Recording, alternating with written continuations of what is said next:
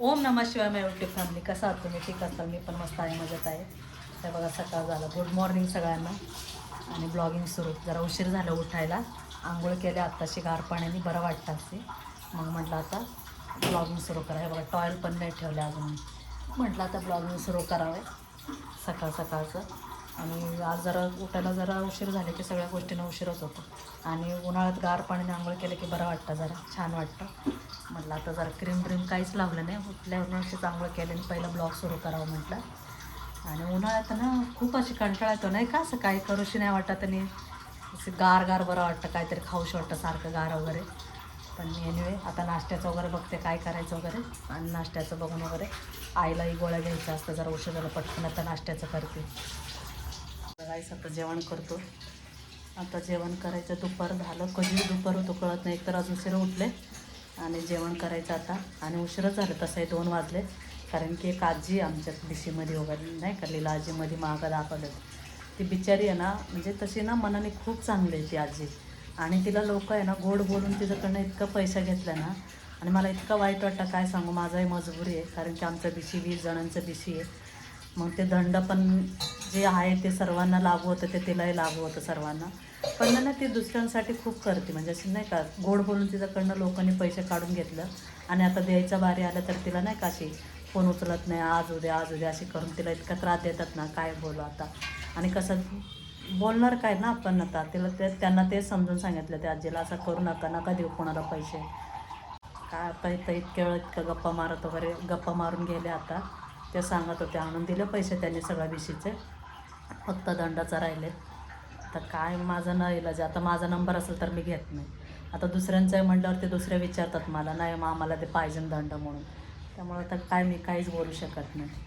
चला भूक लागले, जेवून घेते. बघा जेवणात काय बनवलं आहे. माझा आणि आईचा फेवरेट सोयाबीन आहे.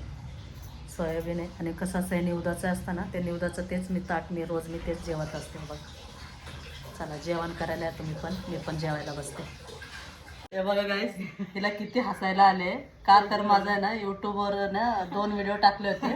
त्यातला एक व्हिडिओ आहे ना, बघा व्ह्यूज कमी आले, 38 आले, म्हणून इतकं तिला हसायला आलं. पण ते एक आहे हजारचं क्रॉस केलेलं आहे, त्याला नाही तिने काय काँग्रेस म्हणली.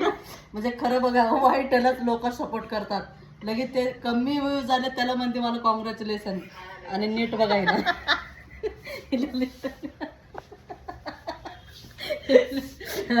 नीट बघा ही पोरीला.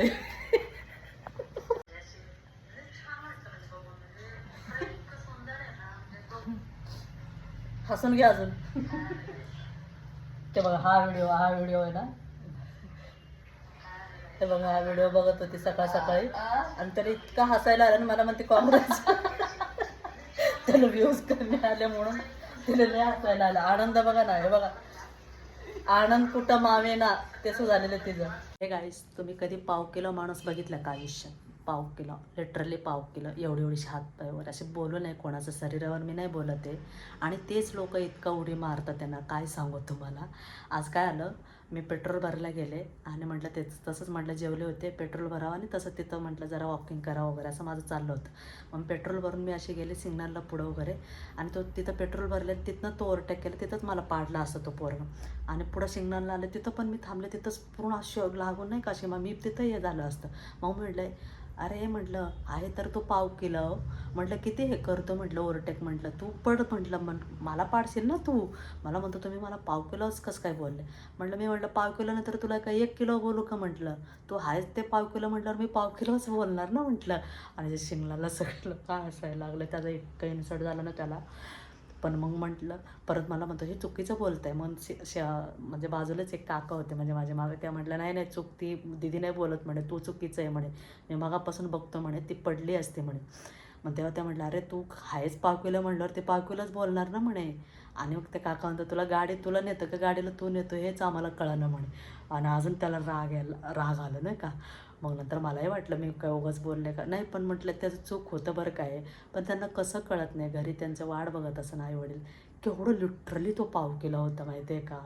मग खरंच मी मोबाईल नेले असताना, मी ती ब्लॉगिंग केली असते, व्हिडिओ बनवला असताना कळलं असतं तुम्हाला. कोण अक्षरशः अशी म्हटलं पडल तो खरंच, अक्षरशः कसं कुठं पडलं तर केवढं जाईल बापरे.